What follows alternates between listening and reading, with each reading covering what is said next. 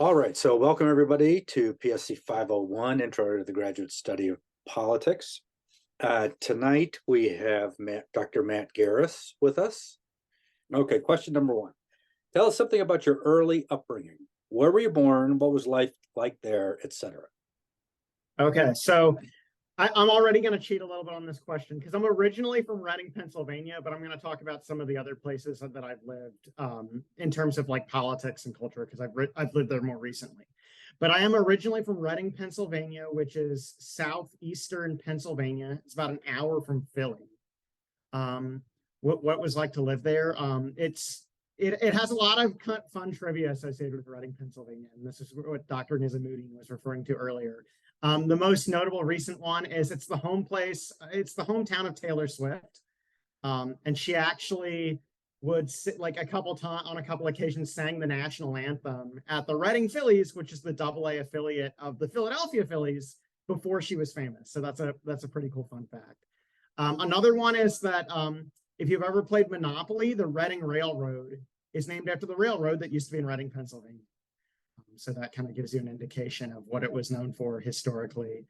Another kind of cultural and economic touchstone of Reading, PA, it was also for a long time known as a really heavy outlet factory, or it was known as the outlet capital of the world with outlet malls, and that has since changed culturally as well. So Pennsylvania, wait, am I supposed to, is the next question politics? Sorry, I don't want to get ahead of myself.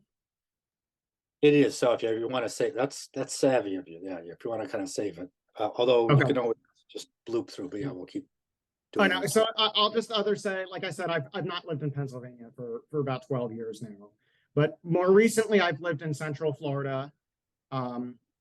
Before coming to UIS, I was in Norman, Oklahoma, and now, of course, I live in Springfield.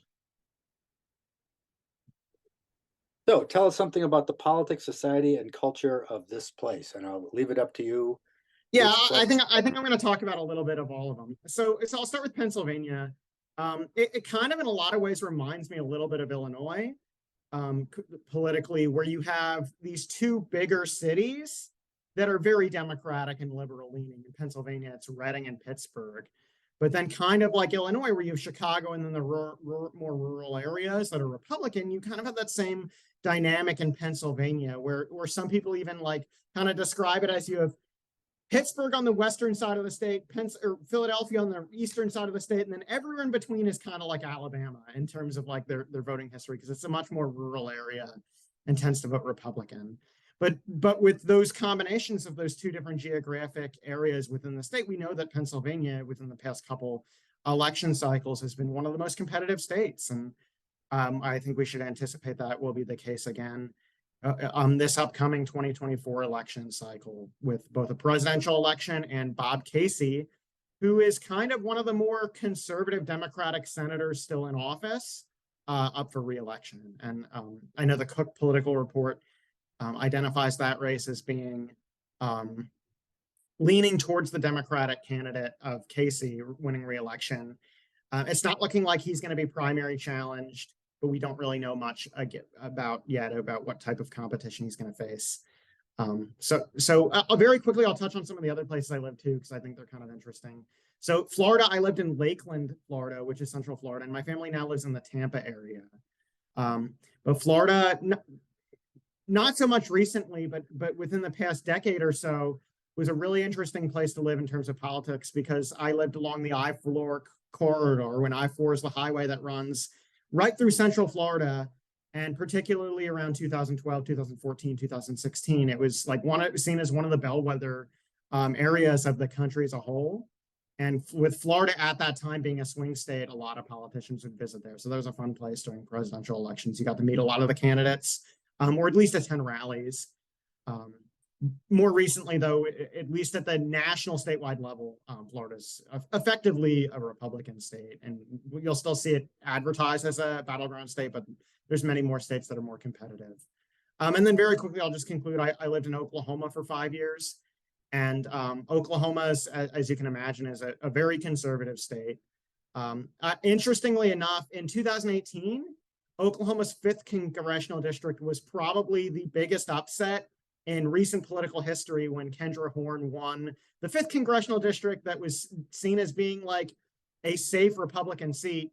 But then she lost re-election in 2020. And since then, as is common in many states, the Republican legislature kind of gerrymandered the district, and that district is no longer competitive. But for the most part, Oklahoma, you have Oklahoma City, and then Norman's just 30 minutes south of there, where you have like more liberal or Democratic leaning portion of the state, and then the rest of it's very conservative. All right. When did you know that political science was the path for you, and who was most important in your decision to pursue graduate school? Yeah, so I think I don't think I have like a super original answer to this question. What got me interested in political science was, I remember I took AP Gov as a high school senior, and I just found the course really interesting. And then I also just got really interested in following and tracking elections, particularly national elections, presidential elections, and congressional races. And that kind of just was enough to make me interested in studying political science when I went to undergrad.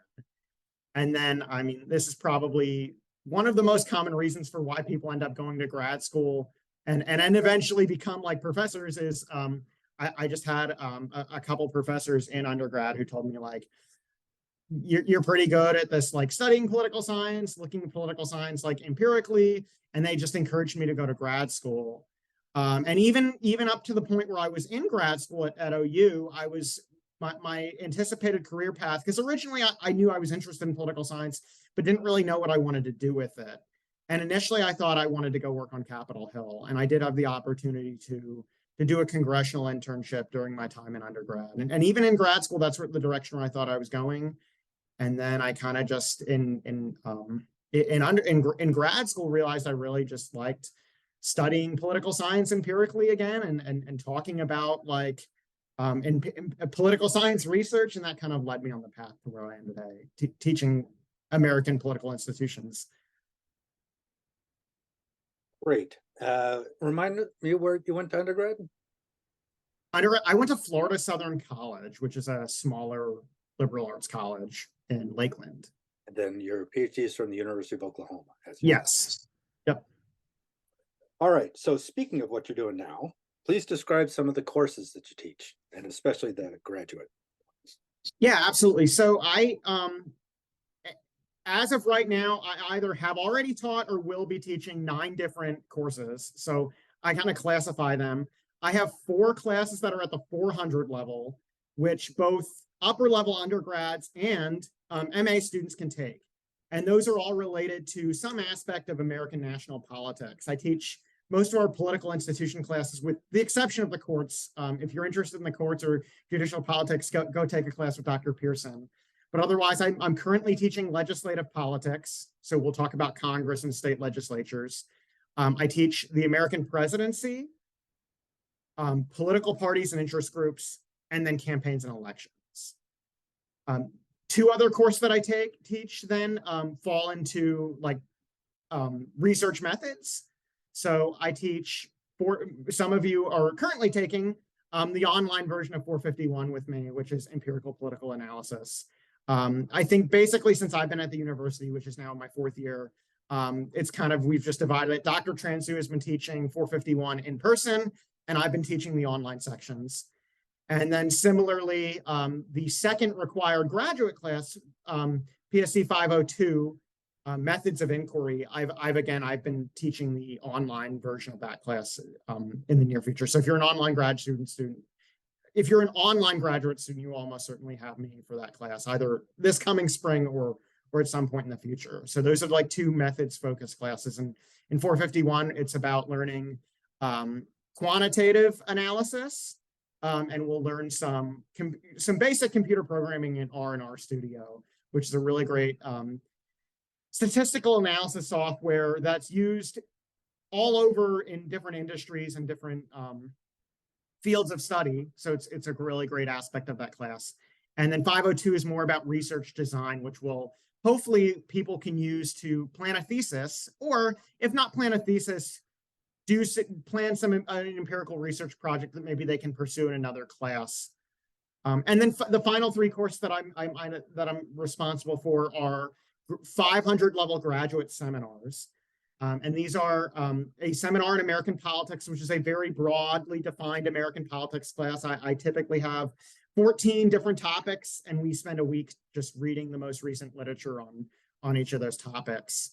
Then I have a seminar on Congress, which, again, it's very similar to my legislative politics class in terms of like themes that we cover, but instead of it being like a lecture focused class as you would get at an upper level, undergraduate level, master's level, here this one's like a complete seminar where we're again we'll have 5 or 6 readings each week, and then we come together and kind of discuss them. And we're really in that class focusing on how political scientists study Congress. And then the last course I haven't taught yet, but in the spring I'll be teaching a comparative seminar on state politics. And we'll again, Dr. Wade taught that class in the past, but with I'm not sure if you've met Dr. Wade yet, but she's now the director of the School of Politics and International Affairs. So that's a course that I'm at least temporarily inheriting from her. And we're going to talk about state politics again in a seminar format where we're going to read research and then discuss it on things such as state legislatures, federalism, policy development, innovation, and diffusion. So those are kind of the broad swath of class I teach. If you're an online graduate student, you'll probably almost certainly have me for at least one, if not both of the methods courses. And if you're interested in American politics, you'll probably also almost certainly take at least one class with me. All right, thank you.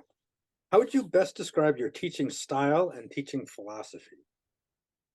Yeah, so this is a good question.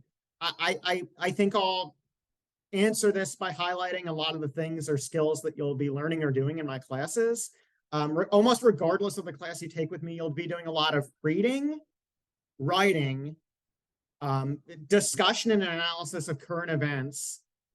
And then I also like to, again, in that realm of applying what we're learning and what political scientists tell us about American political institutions, we'll take those ideas and themes and again apply them to current events. And a lot of the assignments I give, whether it be a writing assignment or otherwise, will ask you to take what we're discussing in class and kind of analyzing current events, whether that be so last week in legislative politics, we read David Mayhew's The Electoral Connection, which is one of the most foundational pieces of scholarship in Congress, even though at this point it's 50 years old. And within it, David Mayhew argues that all members of Congress are motivated by the desire to win re-election. And when they're trying to win re-election, they engage in 3 different activities: advertising, position taking, and credit claiming. So one of the activities we did last week was I asked everyone to find examples of one of these 3 tactics that modern members of Congress use. All right. Other than the subject matter, what do you want your students to leave your classroom with? Is there anything other than the topics covered which you want them to internalize? Yeah, so again, I think it is really important to me that you're able to talk about like the scholarly theories and arguments that we're reading about and applying them to current events. And I've already covered that. Certainly, if you're taking 451 with me or 502 with me, you're like, I expect that you be able to in some way empirically design and analyze data as would a political scientist. Another thing is, even beyond those classes, one of the skills that I really want students to come away with is being able to, when you read an empirical research article or a political science article in a journal, be able to like analyze like what those authors are doing and why they're doing it. So oftentimes when you're new to like political science, you'll just read like kind of the intro and the conclusion and maybe some of the literature review and kind of skip over that method section. But even in these classes, as I'm sure you're already learning in this class and some of your other classes, like that method section is important because that tells us whether or not these scholars and researchers are designing their studies in appropriate ways. And then the last thing I say, kind of sticking with current events, when you take like an institutions class with me, I talk a lot about collective action problems, which are problems that really any group or individual faces when they're trying to accomplish a goal as a group. So these are things like as the free rider problem. So if you ever worked in a group project, I'm sure you've experienced the case where One group member didn't participate in any of the work, or you may even had a group where you and one other group member did all of the work. And this is like a phenomenon that doesn't just apply to like group projects in school, but we deal with in American politics and everyday life. So I think collective action problems is another common theme. Great. Please tell us something about your scholarly interests. Yeah, so I'd say I always describe my personal research interests as falling into two major questions or categories. I'm interested in representation within our political institutions, and that's both descriptive representation, whether our political institutions reflect society and the constituencies they serve. And also I'm interested then in like more substantive or tangible representation and what those policy impacts may be. So an example of that is before coming to UIS, I was a grad student at OU. And during my time there, I was a fellow at the Carl Albert Congressional Research and Study Center. So I got to work on some neat projects with some colleagues there on using like congressional archives to study things such as how members of Congress communicate with their constituents, and what kind of implications those processes have. The second major theme that I'm interested in my research is how our political institutions shape political behavior, most notably political ambition, and who decides to run for elected office. I'm really interested in those questions related to political ambition and who runs for office and why. And to give you kind of a couple examples of research there, I have a series of projects with some colleagues, again, from OU, where we look at whether or not states appoint or elect leaders to their state bureaucracies. So like their attorney general, their secretary of state, and see what kind of policy, see what sort of implications this has on who serves in these positions, both in regards to gender and race. Why do you think it's important to study what you study? Yeah, well, I think I have a pretty easy answer to this question. A lot of what I just described is representation. And we know that like in a representative democracy, we're only as good at, it only works as well as like the quality of our representation and holding elected officials accountable. As far as why I'm interested in political ambition, I think the biggest question, or the biggest like kind of question that always motivates me to study these questions of why people run for office or don't run for office, is that every election cycle, regardless of what level of office you look at, you'll find offices where they're just uncontested. And some of this comes down to like how competitive a district or constituency is. But I always have this question is like, how can a political party expect to be competitive in these offices if they never field candidates? So that's kind of one of the questions that always interests me in like why people run for office and why they don't. I'm really interested in why so many of these races go uncontested, and why other politicians like are interested in like progressing ambitiously through a state legislature to Congress to maybe even higher office. All right. This is related, so if you feel like you've already covered it, you can kind of move on. But what are the contributions to scholarship and to policy of your work? Yeah, so I'll just quickly add, I think I highlighted some of it already. I'll just quickly add that like most recently, I'm interested in the political careers of the individuals who hold positions of state party chair or other party leadership positions. So I've been trying to construct a data set, both currently and historically, of the individuals who've held the state party chair in each of the 50 states. And then I'm kind of interested in whether they view this position of state party chair as kind of a stepping stone to higher office, or whether it's kind of a consolation prize. They want to be involved in politics, but I find some candidates like ran for Congress or ran for state house and failed, but then they kind of found their niche serving in this party office. So that's kind of something that I'm currently working on. Okay, I think that kind of hits this next one, which is what specific topics motivate you to write nowadays. So we'll go on to 11. If students share your interests, what classes would you recommend they take? Yeah, so I don't want to repeat myself too much. I highlighted all the courses I teach. So if those are things you're interested in, I'd love to see you all in my classes. But beyond that, I think I'll just speak more broadly about the School of Politics and International Affairs more broadly. I think we're a really solid sized department in the sense that most faculty who teach in the department kind of have their own interests and niche and like interests and areas of expertise. So I think it's pretty easy to like go read our bios and on the website if you haven't already. And I'm sure you're going to meet most of us through the process of this class. But I think it's pretty easy to determine, like, if you know what you're interested in already, it's pretty easy to kind of find the faculty member who teaches in that area, and that would be the one area that I recommend that you kind of like keep in mind. But at the same time, I also encourage you to take courses, like, broadly speaking, because it's good to be well-rounded in different areas. So, all right. What would an MA exam or thesis look like under your supervision? And you provided us one that. Right.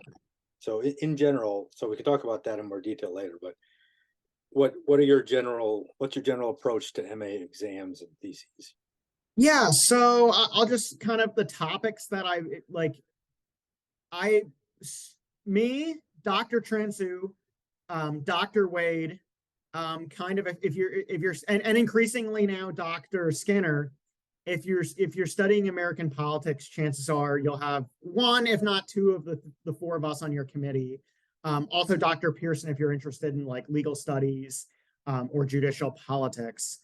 So I've served on committees pretty broadly in the realm of American politics, but I'd say most commonly students come to me with questions and interests in polarization, some aspect of electoral politics, and then occasionally more representational or institutional questions relating to Congress or the presidency or state politics.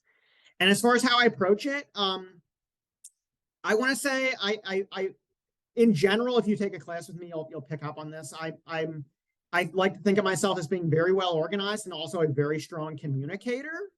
So I typically give students a lot of flexibility in determining how they self-pace themselves throughout the semester, with the caveat that if you want me to play a larger role in even helping you to come up with that schedule, I'm more than happy to do that. And you'll hear, like, even if we kind of at the beginning of the semester come up with a schedule for you to how you work on throughout the semester, you'll probably hear from me. I'll touch base, even if you're pretty good at self-motivated work. You'll typically hear from me throughout the semester. And I think that communication and organization is really important, because we really do want you to be able to finish your closer exercise in one semester. And it's perfectly okay. Some people do take 2 semesters or more to finish their closer projects, but we really want you to be in the best possible position to plan and finish that in a single semester, because we don't need to pay for an extra credit if you don't need to. So I'm happy to answer any other questions about my approaches to closures or theses if you have more specific questions, but those are just kind of the broad bullet points that I'm thinking of. I think that's good for now. Final question. Recalling your experiences as a graduate student, what advice would you give to our MA students? Yeah, so I think the biggest piece of advice here I have is kind of like, in the scheme of things, it's kind of like small potatoes, but I think it's still really helpful. So one of my biggest pieces of advice I always give is, whenever you're reading something, whether it be for class, a research project, just fun, and it's related to like some piece of like scholarship or academic discipline, like, take notes. Do yourself a favor, and like, it doesn't need to be like detailed notes where you're like creating an outline for every piece you read, but do yourself a favor and write a short paragraph. It can be like 4 to 5 sentences, just kind of summarizing the research question being addressed in that study. A couple like maybe a sentence about what data they're using to analyze that question, and then the key findings and implications of that. And that's just like so helpful, because the reality is you're not going to remember the fine-grained details of everything you read in every class you read. I mean, if, in most of our seminar classes that you'll take in this department, you'll be reading 40 to 50 to 60 articles in a semester, if not more. So you're not going to remember the fine-grained details, but I really just encourage you. It seems like a lot to, like, when you're reading, to then stop what you're doing and take 10, 15 minutes to write the summary, but it's going to be really helpful.